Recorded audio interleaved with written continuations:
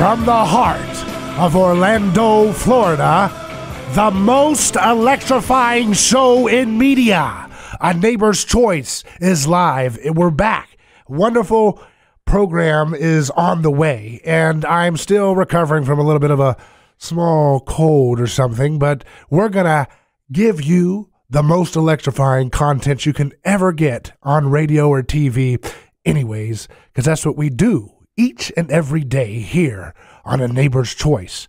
And I'm your neighbor, David Gornoski, your political exorcist. And I am here to help you get through all of the boring ideological groupthink that we're constantly bombarded by on all forms of media, including entertainment media. It's like politics is the very air we breathe, and much of this air is very toxic.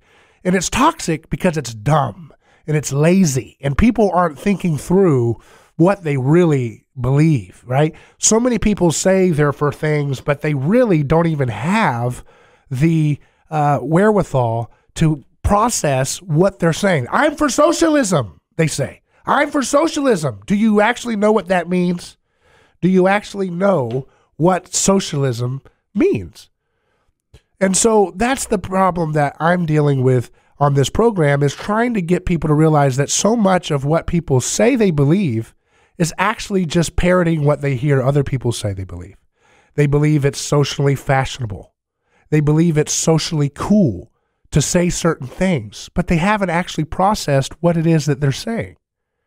And so on this program, we don't want to judge people. I don't care what political ideology you have. This program is about actually just looking at people as human beings with personhood and solving the problems neighbor to neighbor, knowing that we don't have to rely on tribalism or herd mentality. And that's what you're always going to get on every other program. You're always going to get, my team did this, let's go beat the other team. What does that actually do for your real life?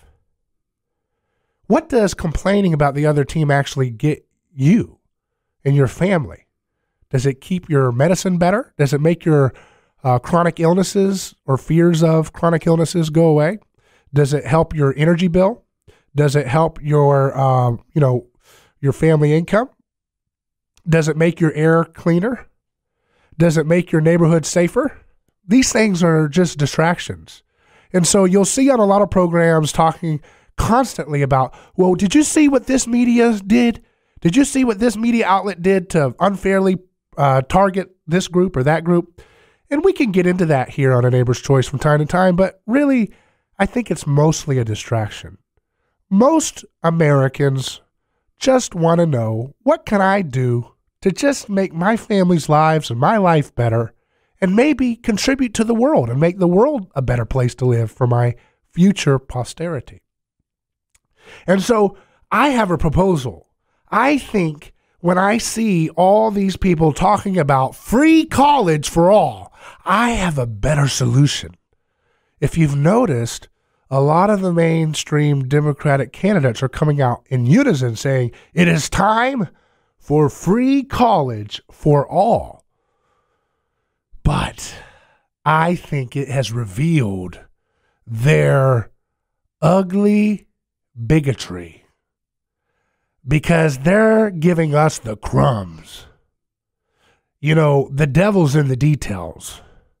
They're saying free generic college for all. I want free Ivy League for all.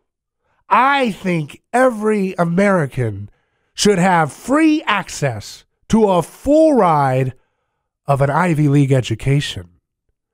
And so that's what I'm proposing, an alternative to the leading Democratic candidates running for president. I want Ivy League for all. The elites, they think that they're going to placate us by giving us scraps, by giving us some kind of 4-year degree at some random college. Meanwhile, everyone I know who has those things in my generation, they're in debt, tens of thousands, and they're working jobs that have nothing to do with their women's studies degrees or cultural so-and-so, deconstruction degree, nothing's happening with their degrees they got. They got sold a bill of goods. But you know what? I think it's time to give the people what they really need, which is free Ivy League for all. Harvard, Yale, Oxford, I don't care where it is. If the elites get to go there, we should all be able to go there, every single one of us. And it shouldn't be just 4 years. It should be free PhD for all. Everyone should be able to have fully paid PhD education at all of these programs. Why should they not? Why should we settle for the scraps of these bigoted corporatists in the Democratic Party? Some little scraps. Oh, thank you, masters. You've given me a 4-year degree to some useless institution that's not going to give me a single thing that you guys get. Because if you look at the Democratic leaders who are arguing for free college for all, because we're such great humanitarians, well, guess what schools they went to? They always went to the Ivy League schools. Wow, that's not on tap for the schools they're going to give you for free. So they're full of it. They don't have any concern for the poor and the disenfranchised. They want to have their social status PhDs for them, and you get a generic free degree like a Happy Meal, and they get their filet mignon, and you don't get to have access to it.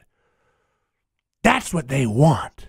They'll keep their social status marker, and you'll have some so-and-so generic university on your name, and you'll be happy. Because you got your free little ticket, your free cookie. You got your free cookie. And they feel good about themselves because they feel like you're dumb enough to just put up with it. Well, we're not dumb enough. We know the charade. And that's why I'm starting my campaign nationwide, and I'll be blasting all of the outlets that carry my work at Daily Caller and Town Hall and all over the news. We want Ivy League for all. That is what we deserve, and that is what we're going to campaign for until we get it. Because they will not be able to have that bigoted social status marker.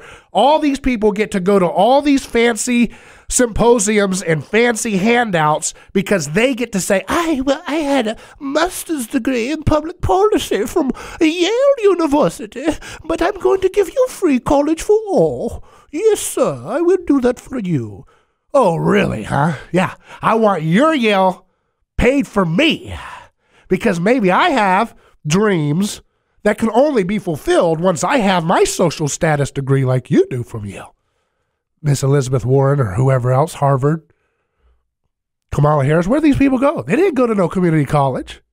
They were hanging out with the elites, getting elite social status degrees, having fun.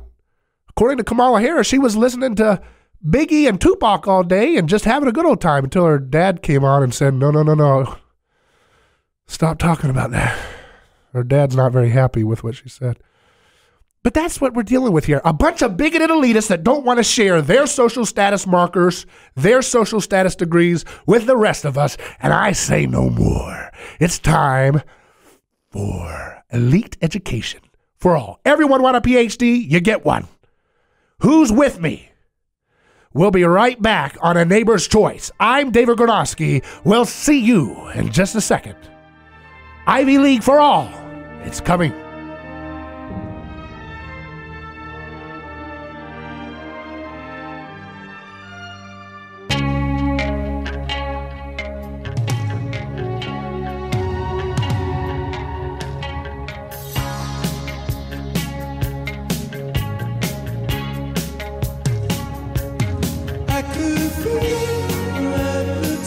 A Neighbor's Choice Radio is back.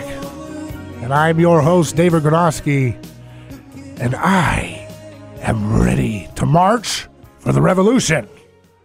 Bernie is a corporatist. He's a crony hack for the big businesses. And so is Ocasio-Cortez. I am really on the right path for the average man. Because it's time for PhD Ivy League for all. And there's no reason why they can stop us? What possible argument do they have? They have nothing. They have nothing. They have nothing but sweet, tickling lies to keep us placated, to keep us envious of our neighbors. Well, you know what? They've revved my envy. They've got my envy engine going. And I want what's owed to me. I've listened to the speeches of the Democratic Socialists, and I think they're holding back. I think they're in bed with the elitist corporations, and I want what they deny. What they deny, which is the same free, publicly paid for access, no questions, to the elite universities that they themselves attended. All the way up to 8 years of education. I don't want no 4-year community college degree. That's what they want to throw us as scraps. But that's not what they use to be able to tell us that they know more than anybody else. The social status marker that they use is their privileged circles, their privileged institutions. And I wonder, if everybody can go to Harvard and Yale, would all the elites that go there now, would they still want to go? I mean, if the NASCAR fans and those who like country music and polka or all those other types of cultural expressions that the elites don't share, if they saw NASCAR fans in their classes at Harvard, would they still want to attend? Would the ones who want to shape our globalist destiny, our destiny in which we will be beyond borders, beyond any national identity or local affections, would they still be excited to attend schools in their elite enclaves if Joe the plumber was in the back of the class with them or in front of the class with them? I happen to think they wouldn't like to attend so much anymore. I happen to think they'd want to go somewhere else because they're not really with the people. They just market themselves as such. They're just marketing themselves as the little gods who have come down from the elite mountains to bring crumbs, little crumbs, to the average person and to divide us, our little average person selves, between our genders and our race and our class and all these other things, get us beating each other up so that they can come through the chaos that they've sowed and bring us their enlightened solutions. That's what their job is. That's what they intend. And so that's why we on A Neighbor's Choice call their bluff. We know what's really on their minds. We know that they're not interested in democracy and they're not interested in socialism. They are crony corporatists. They want big, centralized government authoritarian control in the name of victims, in the name of suffering, but always to the benefit of themselves. I've heard that the left's problem is that they're just too bleeding heart. They just care too much about getting rid of hierarchy. I disagree with that. If you ever go to a leftist enclave and go into, say, the hipster district where all the nice restaurants are, do they really want the dissolution of hierarchy in who gets into their elite club, their nightclubs, or their elite restaurants or coffee shops? Do they really want everybody having access to their enclaves? Because if you've ever been around any of these urban centers, you'll notice that they're extremely sensitive to their social status and who is allowed access to their cool spots and their cool clothing and their cool turns of phrases and language. They really don't want the sullied, unwashed masses with their jeans not quite as fashionable and their brands not quite as relevant and their language not quite as sensitive and woke. They don't want those people just hanging out in their favorite restaurants in their city centers. They want their people. And they want it because that's how they maintain their social status and their sense of superiority on the hierarchy. That they are better on the pecking order than the average person who says, you know what, I don't want an activist government running my life. They don't want to see you around them. So they're not for dissolution of the hierarchy. They're for a very rigid, very steep hierarchy. A very rigid hierarchy. A hierarchy that is always going to be for the benefit of themselves and their allies.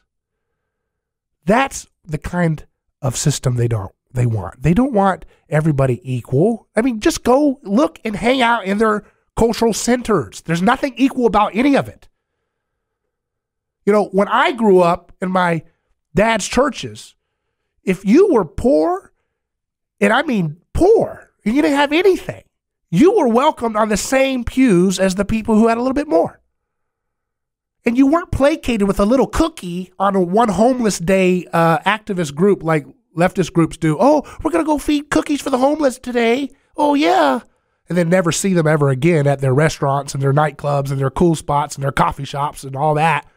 No, in my dad's churches, the people who are really the least of these, people who are suffering, they're treated on the same level playing field as those who have more. Because that's what real community looks like. You do have to soften hierarchies and treat people as just as good as anybody else. But it happens actually with people who are not looking for political power. It happens with people who are looking to serve and not be seen serving. Every one of the people running for office right now, promising democratic socialism, they're not interested in serving. They're interested in you serving them.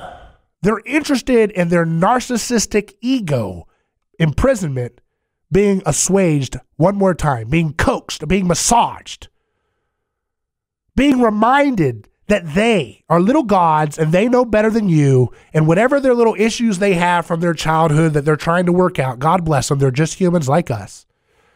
They have this obsession with ever increasing power and control over every single aspect of our lives.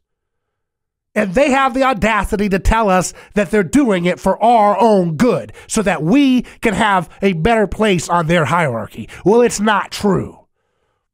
They want that hierarchy steeper and slicker so that you can't get up. And they're going to keep it that way as long as they can. That is what democratic socialism really is. It's good old-fashioned crony corporatism. It's might makes right. It's the same ideology that's been fueling emperors and their fake little cadre of followers for thousands of years.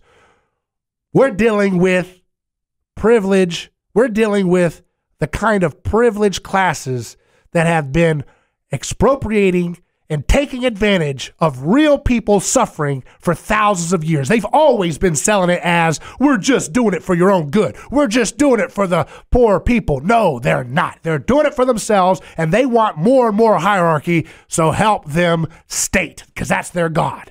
We're listening to A Neighbor's Choice. I'm David Gornoski. We'll see you on the other side.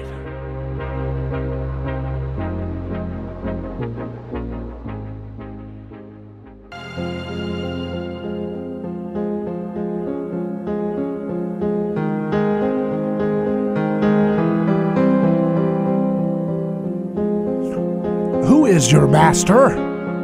Who is the one that you want to be like most in your life?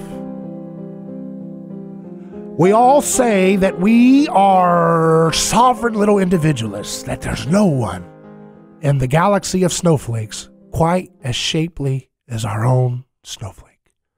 We all want to believe that we are that unique special one who, if the world would just realize who they're dealing with us, my goodness, there'd be no one to question how special we really are. But at the end of the day, human beings are much more similar than we want to believe. Now, we do have unique talents, and we have unique opportunities in life to do great things. But don't let people pretend to you that if we have some kind of ideology that is caring for all of us, that somehow when you give people absolute power, they won't do it in a way that's corrupt and malicious and self-interested. You cannot suspend self-interest. That is the principle behind liberty. People who recognize voluntary private property and private contract and markets as the supreme mechanism of creating stable, orderly, beautiful, ethical societies, they recognize that principle. That self-interest and self-gain can never be suspended because of some magical hand-waving that, well, no, we're government bureaucrats and we're only interested in serving the public. Your florist is interested in serving the public. When she makes those flowers and sells them in her shop, she's interested in servicing the public. She's a private company, but she also has a self-interest and motivation. She doesn't want to just have everybody just steal her flowers all the time. Sure, she might give away some to those who need them, but obviously she's motivated by self-interest. Even if she plans to donate all of her profits to charity, that's still self-interest. If you're a monk living on one piece of moldy cheese a week in the middle of the Egyptian desert, like in St. Catherine's Monastery, and all you do is pray all day and eat a piece of cheese and a little glass of water and read Holy Scriptures, you're still self-interested. You're interested in reaching some kind of state of holiness that you feel like others don't reach if they don't do a piece of moldy cheese and a cup of water a week. You can't escape self-interest. Self-interest, if you're driving and all of a sudden you see on the side of the road your neighbor is in a burning car and you pull over and you run across the traffic and you selflessly risk your life to save that neighbor from that bad situation, that's still self-interest. You had your own self make an interest to save that person. Why? Maybe you're motivated for the afterlife. Maybe you're motivated because a common love of your neighbor. Maybe you get a thrill from risk. Maybe you get a thrill from the story that you can tell afterwards. Maybe you just want to help somebody. But that's always a self-interested component tied in with everything we do. So this whole delusional concept that if you have a central monopoly of violence, which is what the state is, that somehow you can suspend the law of self-interest from your calculations of how you're going to treat people, and you're only going to be selflessly concerned with serving the public. It's such an asinine myth. It's so ridiculous on its surface. We shouldn't even have to debate it. We know it to be preposterous and ridiculous. Every bureaucrat is interested in their pension. They're interested in maximizing their vacation hours at your dime. It doesn't matter if they're the most genius, brilliant, loving, wonderful, talented Einstein you can imagine in their bureaucracy. They're still interested in getting their maximal benefit out of their situation. Every person that runs for office is interested in the aggrandizement of their ego and their sense of destiny on the world stage. They are renting the resources of 310 million people as the executive, if they win the presidency, of a government. And they're renting the use and the allocation of those resources that have been expropriated from 310 million people. And so they are a renter. And what do renters typically do in self-interest? Sometimes when you rent homes to people or apartments, There's a maximum expropriation of the use of the object, sometimes not as much focus on the maintenance of the long-term value of that property. So renters don't have the same mindset of a property as owners do. We know this, right?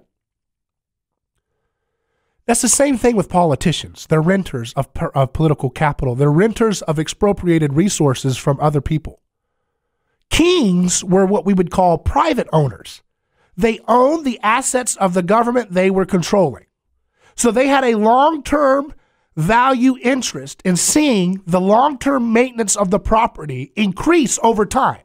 And so their choices would be designed in a way that would maximize the long-term value of the properties in their kingdom. Democratically elected officials do not have that long-term value in mind. They have, I'm only here for 4 years or whatever. I'm going to do the most I can to extract from these resources that I have control over for my maximum benefit, so that during the term of my term, people will say, I did a lot of great things. I passed this thing. I gave free education, free college, free medicine, free handouts to crony corporations, free handouts to governments that obey our government's directions overseas. That's what these politicians are thinking. It's all about the short-term maximum expropriation of the property's value without a concern for the long-term wealth. Think about it. Think about it. Any president, whether it's Republican or Democrat, if they're sitting in office, they're not thinking, okay, I'm going to let the economy sort itself out with the depression. I'm not going to cut spending. I'm not going to increase spending. I'm just going to let the economy sort itself out. It's going to be like 30% unemployment under my watch for the first 2 years of my administration. But it's okay because 30 years from now, it'll clear out the way for a renaissance like no one has ever seen before. They don't care about that because they know that a voter's mentality is only going to be focused on what's happening right now in their 2-year window, 1-year window, 6-month window of attention span. People don't even remember like what people like Carter or Nixon have done that has now trickled down into a positive effect of their lives or a negative effect. They don't even keep track of that. It's all about what are you doing for me lately and who's in power and what are they doing for me right now? Gimme, gimme, gimme, gimme, gimme. So when that's the framework you have to deal with, no wonder we have the most crooks and scoundrels you could ever imagine running our system. There's no long-term value incentive. Nobody has skin in the game. The kings of old, when they wanted to go on another war, they had to go on begging tours. They had to go around the countryside and ask, hey, I'm looking to destroy this little lord down the road. He's a very horrible person.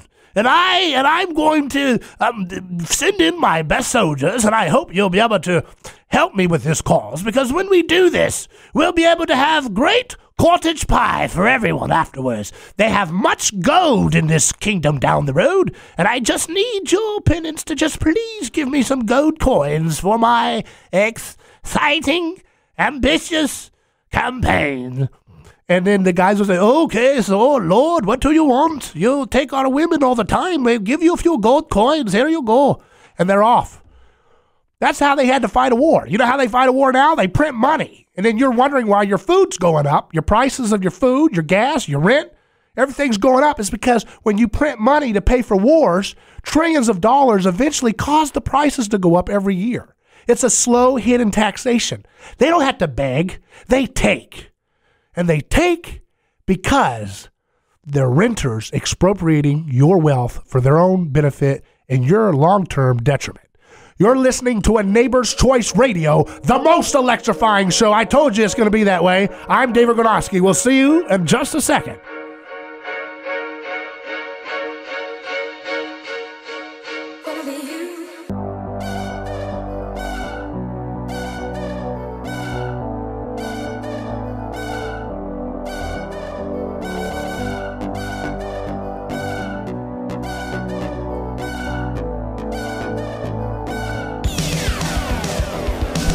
A Neighbor's Choice Radio is back. And we are dealing with the topics you don't hear on the boring fake news. I don't care if it's left or right. If you ever watch, by the way, all they do, if you watch right-wing media, all they do is just talk about how everybody in the left-wing media is treating them so unfairly. And it's just all they do. I mean, every day you go on, did you hear what the media said about us today? That's all you ever hear. Did you hear how they unfairly treated us and used these words? It's like all they do is just talk about what media does. It's like their whole lives are ruled by whatever the media is doing. They don't actually offer anything fresh or new to deal with the real problems everybody's going through. How am I going to pay my bills? How am I going to have long-term wealth? How am I going to have long-term stable civilization that's not predicated on renters switching places every 4 years in the presidency? Renters do not take care of properties. Look at an owner of a house versus the owner or a renter of a house and check the toilet. See if it's nice and clean. Which one? See how the yard looks. See how the garage looks. Now, I know there's good, selfless, great renters, but the principle is more importantly in place when it comes to politicians. Because with politicians, at least a renter, you're still under contract. You still have skin in the game. I mean, if you break things, there's statutes in the contract that say, hey, you need to pay up. But with politicians, they break your whole life and they have nothing. They have no skin in the game. I mean, there's all these stories about police. There was a story of a police officer arrested a woman because she had cotton candy in her car. She had cotton candy crystals, and this genius gumshoe, this Sherlock Holmes, he thought that those cotton candy pieces, he could just licked it. Instead, he thought I was meth. Put that woman in jail among violent people, created trauma. She still probably has PTSD because she ate cotton candy. What's his response? What risk is he going to have for his stupid, violent idiocy? Nothing. Because his system is run by renters and they don't have skin in the game. You see, if he was a privately run market security system that the city was using, and his task was to deal with actual violent property damages, then he would be held liable for using violence against a woman for eating cotton candy. See, that's what happens when you have market services provide things for people. It's called skin in the game. Google the word skin in the game. That is the primary thing you got to keep in mind when you're thinking about why the government is so stupid.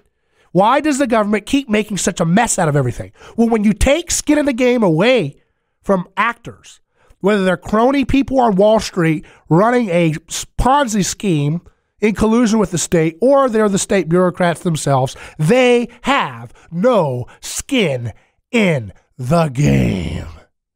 Jesus had skin in the game, literally. They filleted him alive. That's called self-respect. That's called self-sacrifice. That's not what you get with the state. You get the exact opposite. You get lies, you get misdirection, you get blame games, and you get no responsibility. If we had privately run police services and they shot your dog because they knocked on the wrong door looking for somebody to cause trouble, they got a warrant or something, they go to the wrong door. This happens a lot, by the way, and they shoot your dog. Guess what? They would be held liable. They would have to pay damages because they literally killed an animal. That's normal, common law. That's what we've had for thousands of years in Western civilization. That's what made us more prosperous than any other civilization. Common law, which is based on Judeo-Christian principles of skin in the game. Where's the victim? There are responsible damages for victimizing people, whether it's an animal or a human. So when you would have a private market police force that's hired by a community to make sure damages are secured from robbers and bandits and criminals and violent assaulters, and they shot your dog going in the wrong house, they would be held liable for it. You know why? Because if they have to take risk to keep making sure that their services are protected, that they're making profit, that they're running their system. And if they just start damaging everybody's properties, they're going to get bad reviews. They're going to get people bringing them to court, suing them. They're going to go out of business. And somebody else is going to step in and say, hey, I'll provide private security system way better than they are. They've got terrible reviews. They've got 2.4 stars. They got 1 star.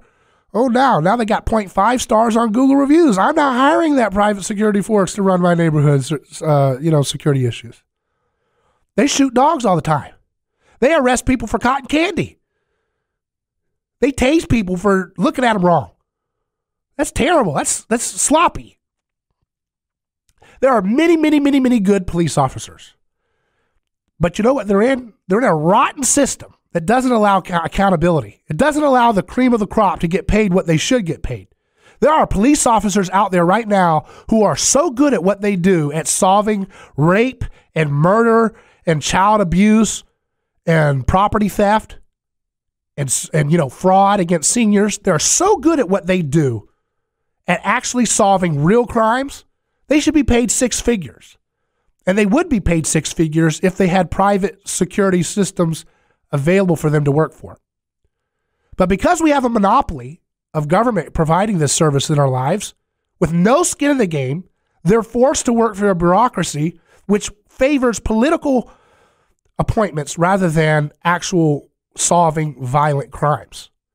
That's why police officers who are really doing a great job, they sometimes get paid the same or less than someone who's just going after victimless crimes all day, chasing people for speeding tickets or no-knock arrests for drug raids and all this stuff. They're not actually rewarded for excellence. And excellence in this case is actually solving real property crimes or real crimes against real victims.